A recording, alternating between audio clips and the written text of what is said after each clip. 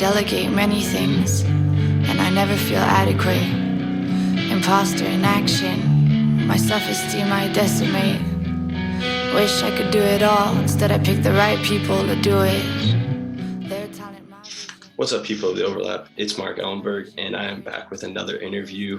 This time around, we got someone who I'm very, very excited to be speaking with. And when I say that this has been in the works for months, I'm not lying. We've been going back and forth for a while now, and I'm very excited to finally be sitting down with Emma Beko, the Canada's best kept secret, rapper, singer extraordinaire.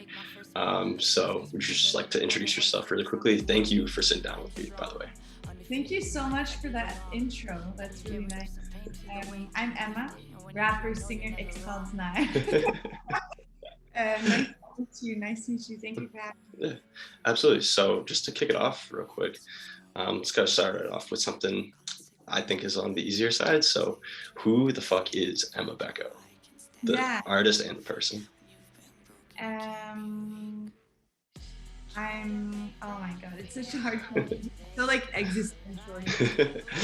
Absolutely. Who am I? That's wild too, because in my new single, I literally say that in my It's good timing. yeah, very good timing. I don't really know. I'm kind of like, I feel like I'm constantly evolving and changing, in the sense that like I'm experimenting with different things, and I guess I'm figuring out who I am at the core. But I also feel like it's just really hard to describe, but I also do know who I am and like what I stand for and things like that. But maybe I'm reading too deep into the question. Hey, I mean, we could look at it as simple as, how would you describe your music, whether that's from a lyrical standpoint, an artistry standpoint, what type of sound you're going for, or if you want to get deeper with it, feel free to take it however you want. How would I describe my music? I guess for people who have never heard your music before, how would you describe it? I guess I would say I'm a rapper, and like in 2021 rapper. So by that I mean the music behind what I sing and what I rap. It doesn't need to be like strictly hip hop or pure hip hop, you know? So yeah, I'm a rapper at the core. Like, I guess that's my main thing. And then I also sing, but for me it's like rapper is a singer. It's the same thing. Yeah. But a singer isn't necessarily a rapper, right? So I guess that's who I am. I'm a poet. I love writing. I don't know, it's so weird to say I'm a poet, but I love writing, and I love like writing things that you kind of need to read into, and it's not just like everything is literal and just giving, you know, like I like that kind of thing. I enjoy writing a lot, like more than anything I enjoy writing. So I guess that's who I am musically. I'm an artist. Like, I like making my music videos, and I love doing the creative and art direction for my project. I enjoy doing that like visual part as well. Are you the one who does all that stuff on your own, or do you have like a team behind you? For this single, I would say I'm very, very alone. But like for my music video, for example, obviously I had a DP that was filming, and someone who helped with the set design, like an art director in that sense. But like I'm alone a lot, I have to say. In the past, like for Blue, for example, I've collaborated with so many different people, and I will keep doing that.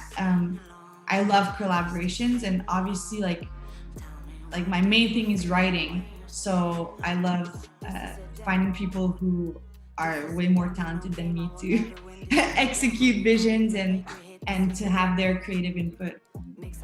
Yeah, well, I mean, whoever you're working with has to be pretty good, because the work you put out, like just lyrically, has been, I think, pretty strong. I mean, people have heard your music, I'm sure, can relate to that entirely. I mean, I think one of the things that's really, really cool about the art that you put out is that people can really connect with it from whatever standpoint that may be. Whether it's a song like Alma, where it's like you're talking, I guess, towards your, what was that, your younger brother? Is that who that is? My sister. Sister, my apologies. Or something else where, unlike Weird, where you're just kind of like talking about a relationship that you either had or are envisioning in your head with a guy. Like, I feel like all of that stuff is just very relatable, which is not as easy as it may sound, in my opinion. So, outside of your like lyrics though, how would you describe your sound? I guess I think that your music, you can't really boil it down to like this is one genre, like it fits in a box. I feel like it's pretty abstract. So is there a few words that you would use to describe it? It's funny because like the music I've been working on now and that I'll be putting out in a little while is pretty like, it's not completely different from what I put out in the past. Like you still hear my sound in a way, you know, like it's still me and it's still the same essence, but it's definitely like evolved and it's not stagnant and it's changing. So I guess I would describe the music I'm making now, like there's a lot of like new metal influences. It's a new lane. It was so cool. What? I said that's kind of a new lane. That's interesting. Yeah. It's, well, like I realized I always loved that music, but especially when I was like 9, 10, 11. And it's wild because like I got back into it recently and I realized that it's exactly what I love. Genre, it's like this, like, I don't know, there's this punk attitude, like metal, a bit grunge in the music and in the singing, but then there was always rap, you know, like these new metal groups, like it was like people rapping over these, like, I don't know, this kind of music that I think is so beautiful. And obviously the bands from the early 2000s, the rap wasn't like super on point in my opinion, but it was cool to see this blend of genre. And so I guess that's a big influence for me because I've always wanted to blend, like, I want to say like the rock, like punk, pop, punk, rock, whatever, like that music, even grunge. I've always wanted to blend that with hip hop because I'm hip hop, and like that is my culture first and foremost. But I love like that blend, and I've just been working, I guess, on blending those. I want to say deux genres, but I mean like two genres, but I mean like these cultures. I'm trying to blend these cultures. Those are the influences for sure for the music I'm making now. I see it like as industrial and like gritty and raw. That's how I would describe it. I don't know. You'll have to tell me what you think. Yeah, no, I'm sure I'm gonna love it. I mean, everything you've done has been, so far that I've heard, has been really awesome. So I'm sure, even though it's definitely down a different lane, I'm sure this is gonna be very cool as well. So I've kind of mentioned it a couple times, like you do have a really cool catalog so far. And so I'm kind of just curious, what would you say is like your favorite song? Not necessarily your best, whether that be like best performing, best, most well received, but from like, for you personally, what is the song that's either your favorite or most impactful? My favorite song by far is my new song. Okay. Hey, there's nothing wrong with that. You didn't hear it yet. No, I haven't heard it yet. I'll send it to you right after this. I was gonna send it tomorrow, but yeah, definitely send it to me. Yeah. So my favorite song is my new song because it's just the one that's the most like representative of who I am and where I'm at today, like right now in this moment. Mm-hmm. So and it's the one where I find I've like opened up the most, like I've always been super vulnerable and honest in my songs, but this one is like I'm taking it to the next level. So it's pretty wild. Yeah. Yeah, that's my favorite one. I mean, for everybody who's listening to your music, I mean, that's one of the big things in your music. By being relatable or by being vulnerable, you're really relatable. So I'm definitely excited to hear this one. So I guess that kind of like leads me then, if this is a song that, or if you've already had so many songs that can be considered really impactful for your fans, and this one's going to be another song that you think is going to be really impactful, can we kind of like flip that on its head? Like, how much of an impact do you think fans have had on you? Because you've clearly had such a big impact on a lot of fans through your music. Well, I made like in my phone, I made this little what do you call it? Like not a folder, but like album, album picture. Yeah. So yeah, something. There's like a little, you know how you can put your pictures in folders and stuff? Yeah. I did a folder called Confidence, and it's screenshots of like really beautiful messages I've gotten through like listening music, and it makes me so happy even just like thinking about it. So I guess like the fans that I have and that like voice the fact that there are fans, because even if they're listeners, it's not because you like one of my songs that you're a fan necessarily, you know what I mean? Mm-hmm. But the fans that have reached out and have written to me, they've like definitely helped me in the sense that they give me confidence. Like they give me confidence that whatever decision I take, like creatively, artistically for my project is the right one, in the sense that it's just the one that I choose, and that up until now they've liked my choices. So instead of like putting pressure on myself of like, oh, is this the sound that people want to hear? Is this like what's cool? I'm like, no, like the people that like my music, they like what I'm doing, so I'm just gonna keep on what I want to do. So they've given me like a lot of strength in that like, I don't know, in that route. Adventure. It's an adventure. Like making music and you know, it's like you literally, genre, for me anyways, I bear my soul and like my deepest thoughts and my insecurities and everything, and I put it in my music, and then it's, you know, available in the public eye, and it's scary, and so it's a wild ride, but it's fun. Yeah, no, that's awesome. It's really cool to hear how I mean, I know as a fan of music myself, I feel like I normally miss that kind of side of it, where it's like you look to your favorite artists and you're like, oh my God, their music gives me so much confidence to be what I am, believe in what I want to believe in. But it's really cool to hear it on the flip side, where it's like, oh no, it goes backwards, and it really affects you the same sort of way. So it's really cool. I feel like we've kind of been dancing around it a little bit. I just want to like dive right in and just ask you straight up, what do you feel is the message that you're trying to spread in your music? I could take a guess, but I do want to hear from you specifically. I want to know your guess first. Well, I would say that it really falls into the lane of like accepting yourself, like believing in yourself, but also kind of not really giving a fuck about either what other people have to say or just any sort of pressures. I know you speak a lot to anxiety and dealing with that sort of thing, and I could be wrong, but I feel like for many people, some of that could come with is being afraid to kind of accept themselves. And so if I had to guess, that would be my guess. That's such a cool guess. I love it. Like that's such a way of feeling my music. So how far off am I on that one? Not far off at all. I've honestly never thought about that. Like actually thought about it, you know, for more than like a second.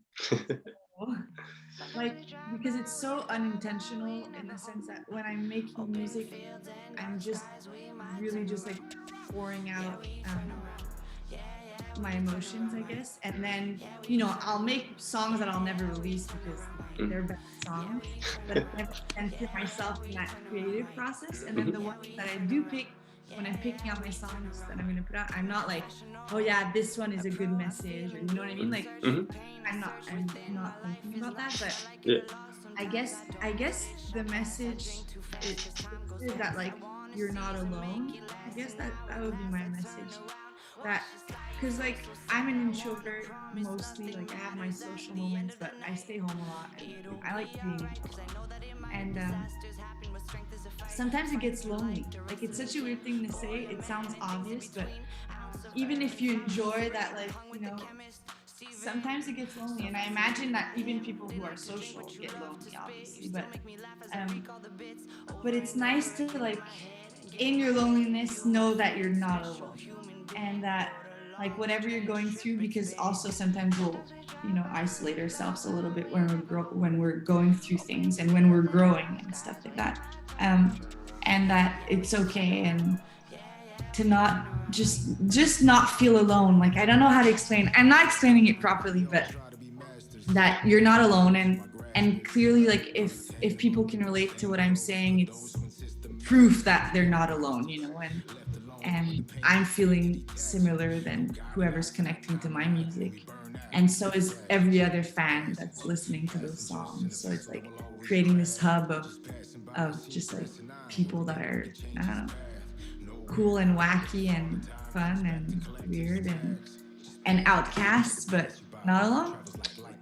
So is it safe, or is it fair of me to say that making music for you isn't necessarily about putting out a message? It's more of almost like a therapy type of thing, that you can just kind of like lose yourself in and forget about everything else.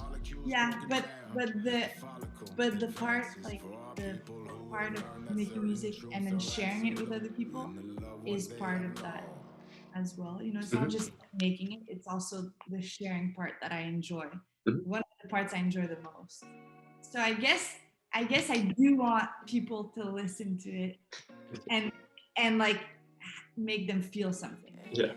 Like, I definitely want to make the people who will listen to it, make them like feel something. So maybe that's also something I'm trying to like convey. I guess like touching people, and I guess having an impact on their lives, even if it's just for like the 4 minutes or 2 minutes of the song. Yeah, no, makes complete sense. I feel like a lot of artists can probably say the same thing. So that's clearly one of the goals that you've had in creating music. But so for anybody who doesn't know, Emma was previously in a duo called Heart Streets for 10 years, more than that? 10 years? 10 years, it's a long time. But anyhow, so I just kind of wanted to hear about how your goals have changed. Being a lot younger earlier, and then spending a lot of time in a duo, so kind of how the goals changed from being in that group to now making music as a solo act. Yeah. What's the question exactly? It's how I changed to that? No. Well, no, more how have your goals changed? Yeah. Well, I guess from when I was 18 years old, starting this band without having any like background in making music, to today, like I'm 29 and I've had my solo project for a year now. No, almost 2 years. A year and a half. Anyways, for a little bit in comparison to the Heart Streets era, I would say that my goals have changed in the way that I know myself a lot more. Like, I know who I am much more than I did when I was 18 or 20. And I know the kind of music I want to make. And so that changes the goals as well, because it's like the intention becomes different. And even the audience I'm trying to connect with is different. And yeah, I guess my goals have changed in just in the sense that I know where I want to go a little more than I did before. But so where do you want to go then? I want to get to a stage where it's like worldwide domination. Like straight up. But I think Gab and I wanted that as well. So maybe that goal hasn't changed. It's just the approach is different, you know. But yeah, I want to make music that'll touch a lot of people and that'll reach a lot of people, and I want to be able to play my music for all these people, and yeah, I want the project to grow and expand. Is there like a level you'll reach where you're like, all right, I hit my goal, like I've achieved like the success that I want to achieve? And obviously there's always more, but like, is that like getting a certain amount of streams, or like securing a show at like, I don't know, Madison Square Garden or something like that? I think being able to secure shows in every, like in a big stadium, in every on every continent. I think like that would be, or that will be the moment where I'm like, okay, that's what I wanted. Because that's really cool if like on every continent, in like every major city or and even smaller cities, if you can go and reach out the fans that you do have in those places and sell out shows, like, that's super fucking cool. Like that's the dream.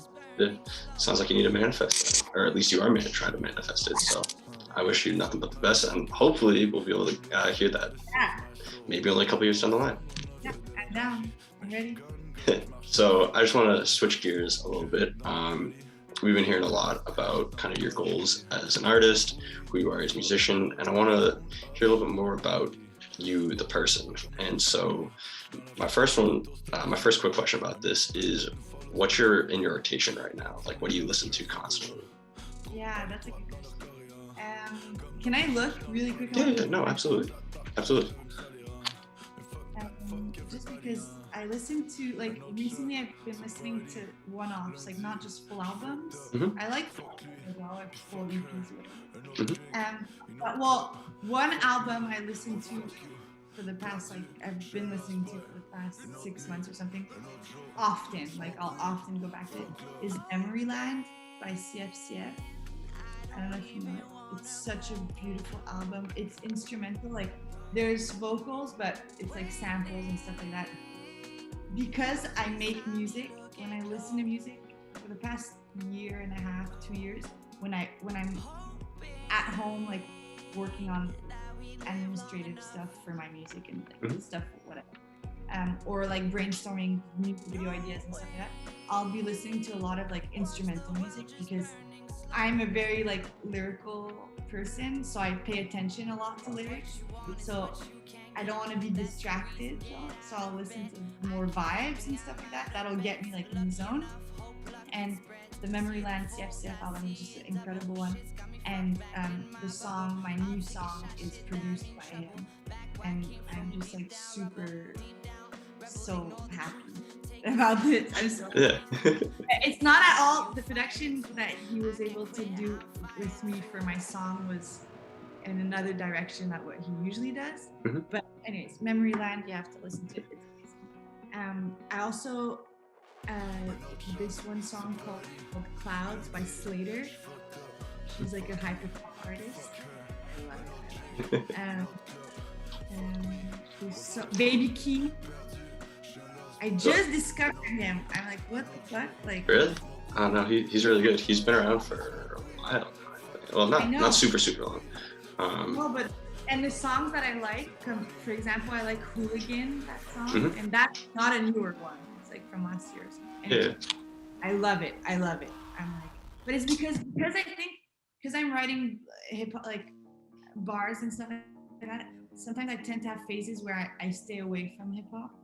It's really weird to say, but I don't know. It's like I need to be I don't know how to explain, but I'll just be listening to all other kinds of music except the one that I'm in. Yeah, anyway, not draw inspiration from everywhere. Yeah, exactly. So yeah, I mean, there's so much music here on my Spotify. I have a playlist on Spotify where it's what Emma Beko listens to. Okay. So if ever, well, yeah, definitely like that. So we're here. We'll put it here. It's random, like, you know, it's not. I don't think it's a good playlist to listen throughout because there's so many. But I'm very like, you know, you could ask me the same question tonight and the same question tomorrow night, and my answer might be different. I change my mood changes. No, it's totally fine. Yeah. So what maybe might not change while your mood does and whatever you're into at the moment is what would your starting 5 be for artists? That could be who are your top 5 favorites. That could be if you're trying to pull one artist from every sort of aspect of your listening experience, or it could be who do you just think are the 5 best all time? And that could be only in hip hop, could be everything you listen to. Take it however you want. That's so hard. That's such a mean question.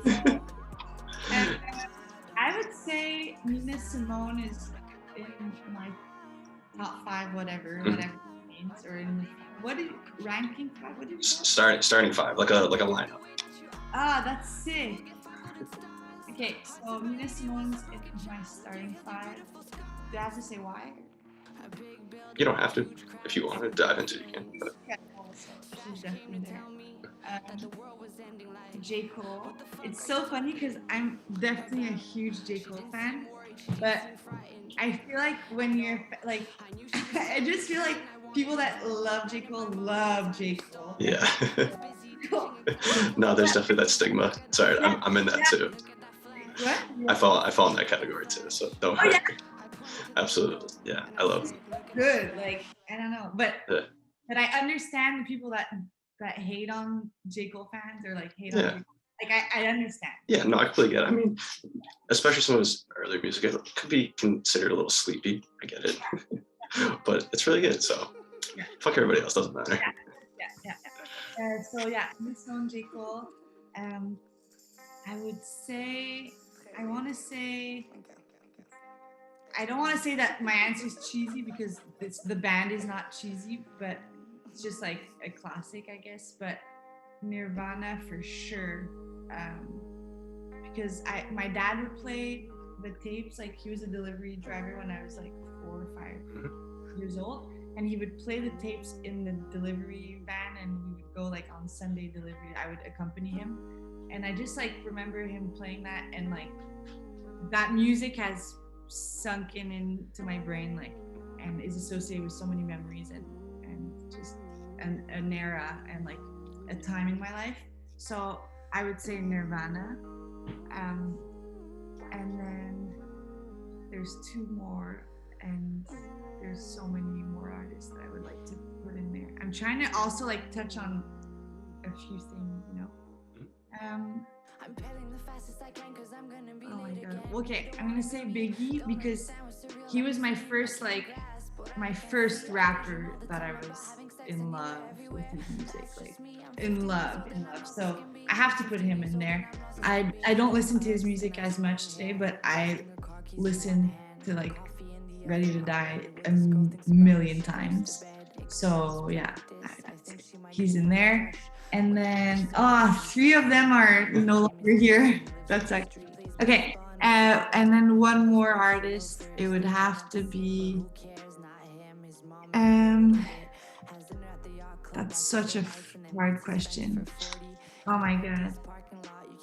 It's not my top 5. Yeah. No. Dude. So starting 5. Yeah, starting 5. Yep. Not necessarily best, or just exactly because it's not. But I think I would put. It's gonna be really weird, but I'm gonna put Miley Cyrus. I don't listen to her music, but every time she puts something out, like a live performance, I watch it. I think she's incredible and so like powerful, her voice, and such a cool raspiness, whatever, etc. to it. But I just think she's like a cool pop star, you know, like she's a pop star, but she's really cool, I find. She's like unapologetically like, yeah, I do see the connection for why you would like that. Obviously not the same type of music, but I can see the connection.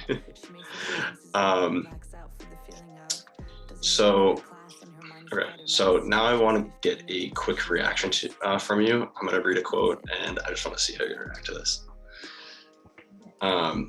For those who believe in God, most of the questions are answered. But for those of us who can't readily accept the God formula, the big answers don't remain stone written. We adjust to new conditions and discoveries. We are pliable. Love need not be a command, nor faith a dictum. I am my own God. We are here to unlearn the teachings of the church, state, and our educational system. We are here to drink beer. We are here to kill war. We are here to laugh at the odds and live our lives so well that death will tremble to take us. I love him. Can you just talk about that real quick? Just like what that means to you and all that. Did you know that I knew that quote? Did I post it somewhere? Yeah, you're Emma Beko. We have to know. But yeah, no, it's up on your Instagram. Really? Yeah. Like a long time ago, though, right? Yeah, a little bit ago. That sounds like a long time ago. It's just, well, it's Bukowski, who I love, because he's like one of the first writers I like really like. He writes poems and short stories and stuff like that. And I would read him when I was like 12 years old or something. And it's so weird because at a young age I related to his pain. I guess it's not weird, but that's what trauma does. I related to his pain, and it's, you know, I understand today even more. But even, yeah, like at a young age, I understood, and it felt so nice to have someone being able to like word things in such a romanticized way, I guess, also because it's like it's romanticizing the burden of life, you know, and it's just making it beautiful, which I find life super beautiful with everything that it brings.